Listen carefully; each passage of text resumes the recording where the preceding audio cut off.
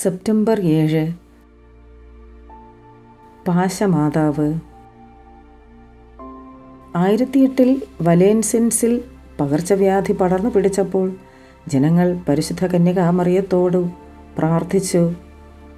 August അവസാനത്തിൽ ഒരു സന്യാസിയായ ബെർത്തോളിന് പരിശുദ്ധ കന്യകാമറിയം പ്രത്യക്ഷപ്പെട്ട് പള്ളിക്കടുത്ത് ജനങ്ങളെ ഒരുമിച്ച് കൂട്ടി പ്രാർത്ഥിക്കുവാൻ ആവശ്യപ്പെട്ടു. 7 ദിവസത്തിനു ശേഷം കടും ചുവപ്പോടുകൂടിയ ചരട് ധരിച്ച് വാനദൂതരുടെ അകമ്പടിയോടുകൂടി മാതാവ് പ്രത്യക്ഷപ്പെട്ടു. പട്ടണവും പട്ടണപ്രദേശങ്ങളും ഈ ചരട് കൊണ്ട് ചുറ്റാൻ മാലാഖമാരോട് അവൾ കൽപ്പിച്ചു. ഉടൻ തന്നെ എല്ലാം അപ്രത്യക്ഷമായി.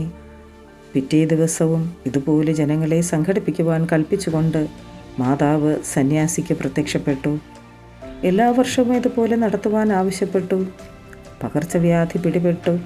എല്ലാവരും സുഖം പ്രാപിക്കുകയും ചെയ്തു.